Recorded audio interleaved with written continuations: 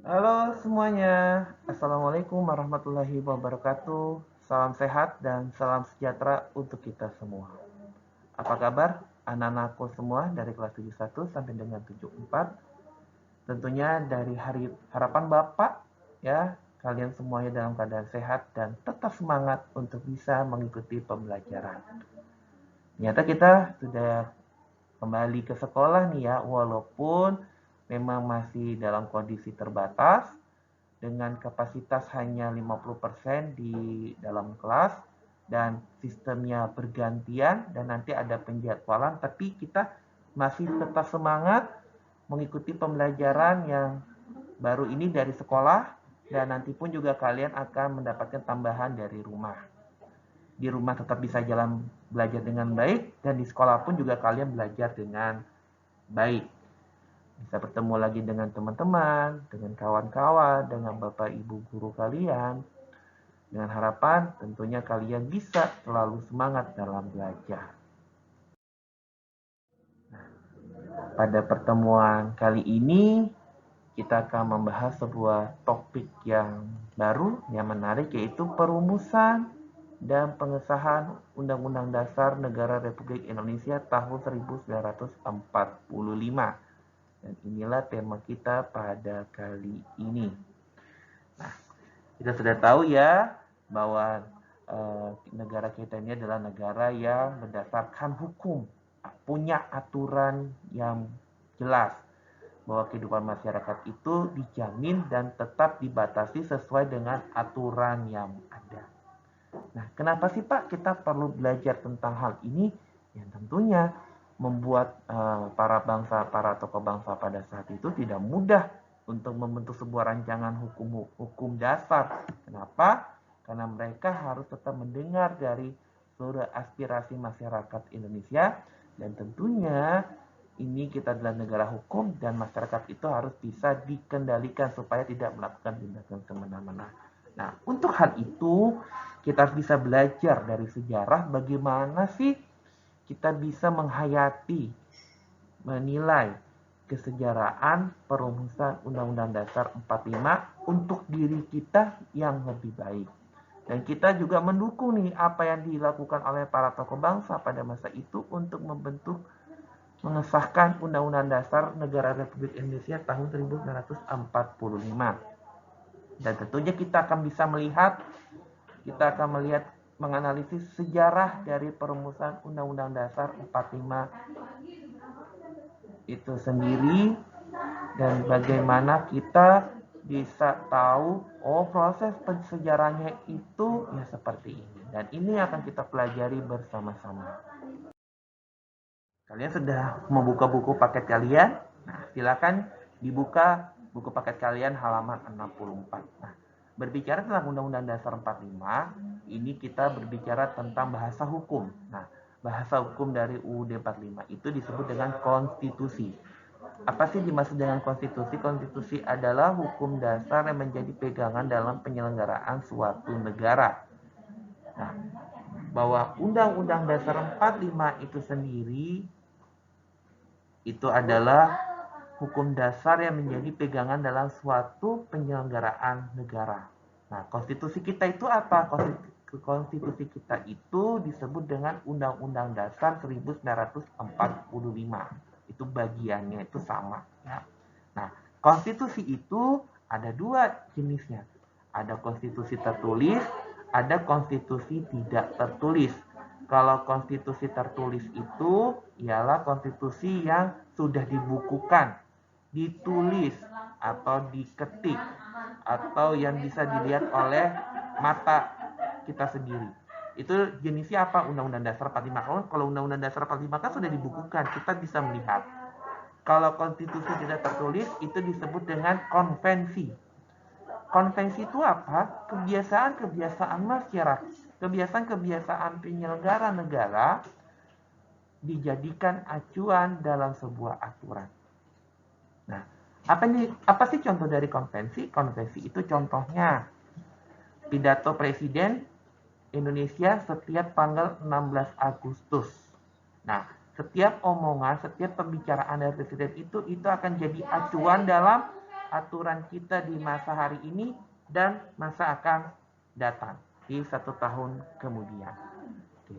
Ini sudah paham ya pengertian konstitusi itu sendiri ya. Nah, kita berlanjut ke selanjutnya.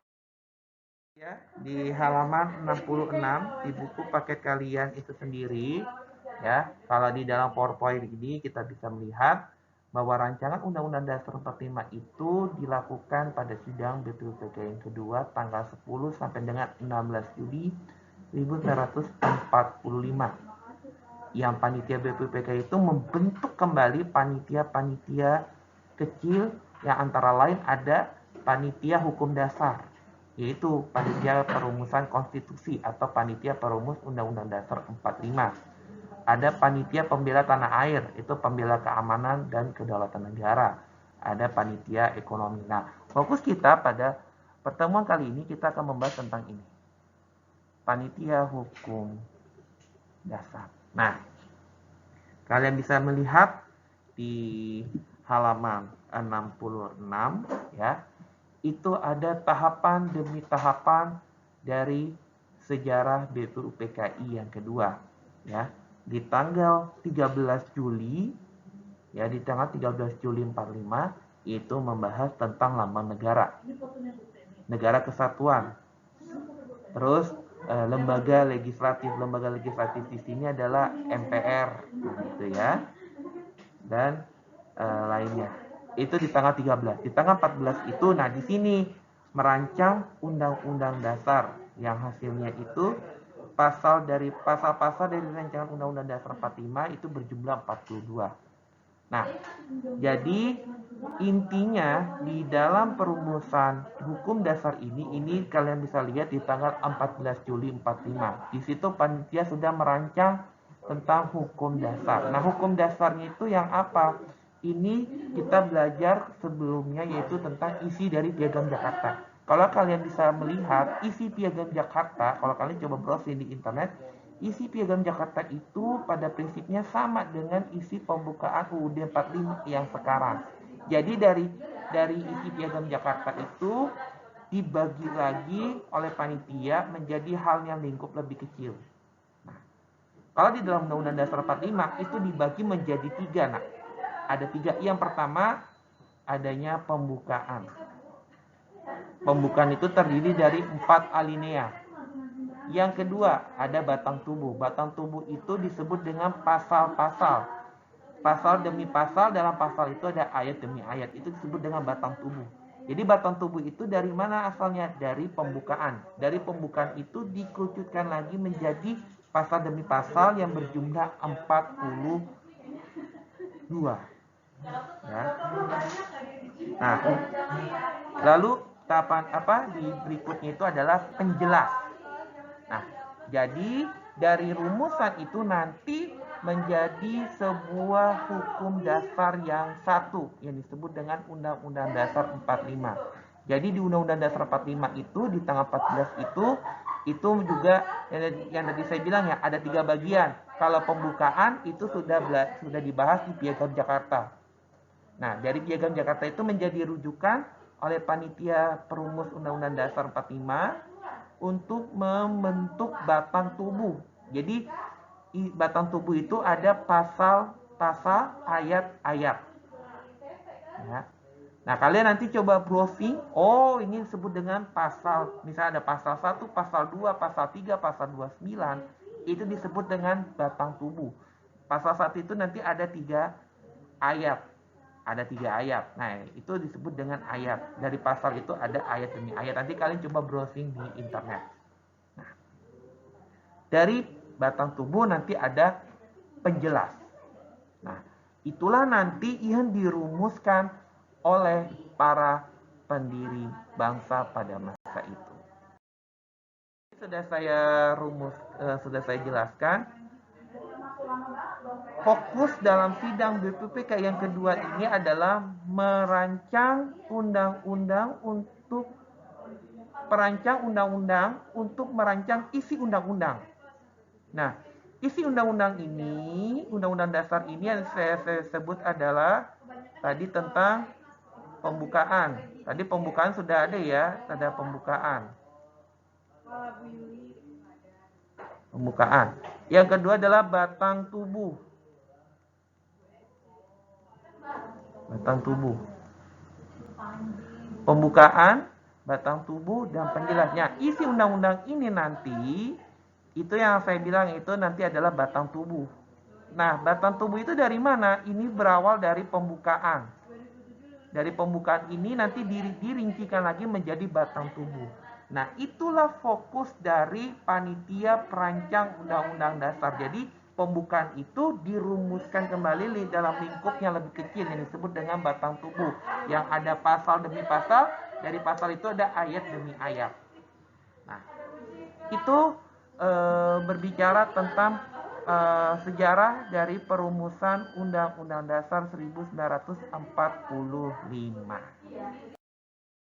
Oke, supaya bisa memperkaya wawasan kalian, saya sudah ada nih 2 pembanding yang di sebelah kiri saya ini disebut dengan isi dari Piagam Jakarta yang di tanggal 22 Juni 1945.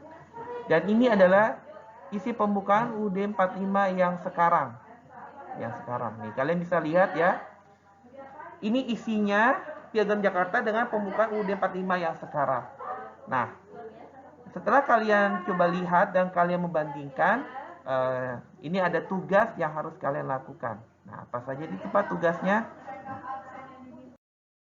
Pertama,